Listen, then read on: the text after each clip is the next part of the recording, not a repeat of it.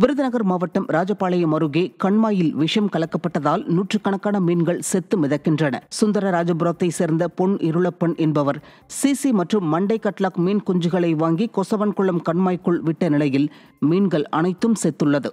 இதனை கண்டு அதிர்ச்சி அடைந்தவர் முன்விரோதம் காரணமாக அடையாளம் தெரியாத மர்ம நபர்கள் கண்மாயில் விஷம் கலந்துள்ளதாக போலீசாரிடம் புகார் அளித்துள்ளார். இந்த நிலையில் செத்து மிதக்கும் மீன்களால் துர்நாற்றம் வீசுவதுடன் நோய் தொற்று ஏற்படும் அபாயம் உள்ளதாக அப்பகுதி மக்கள் குற்றம் சாட்டியுள்ளனர்.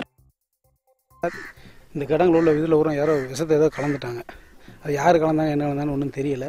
அப்படின்னு பார்த்தோன்னா இந்த கிடங்கு மாதிரி அந்த ஒரு கிடங்கு இருக்குது. அந்த கிடங்குலாம் மீன் சாவலை, அதுவும் தண்ணி கம்மியாக தான் இருக்குது அப்படின்னு வெயிலுக்கு செத்துருக்குன்னு சொல்கிறாங்க. அப்படின்றது இது கிடையாது. ஏன்னா இங்கே வந்து பொடி மீன் வந்து ஒரு இந்த இறால் மாதிரியே ஒரு குஞ்சு இருக்கும்.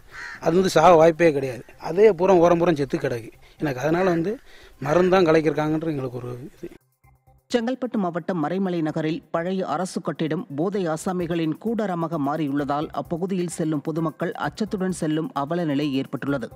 மறைமலை நகர் பகுதியில் உள்ள பழைய அரசு கட்டிடம் நாளடைவில் பயன்பாடு இல்லாமல் சிதிலமடைந்து இடிந்து விழும் நிலையில் உள்ளது. இந்த நிலையில் அந்த கட்டிடங்களை போதை ஆசாமிகள் மது அருந்துவதற்கும் சமூக விரோத செயல்கள் செய்வதற்கும் பயன்படுத்தி வருவதாக கூறப்படுகிறது. இதனால் இரவு நேரங்களில் பெண்கள் அச்சத்துடனேயே கடந்து செல்லும் அவல நிலை ஏற்பட்டுள்ளது. இந்நிலையில் மாவட்ட நிர்வாகம் கட்டிடங்களை இடித்து அகற்ற வேண்டுமென அப்பகுதி மக்கள் வலியுறுத்தியுள்ளனர்.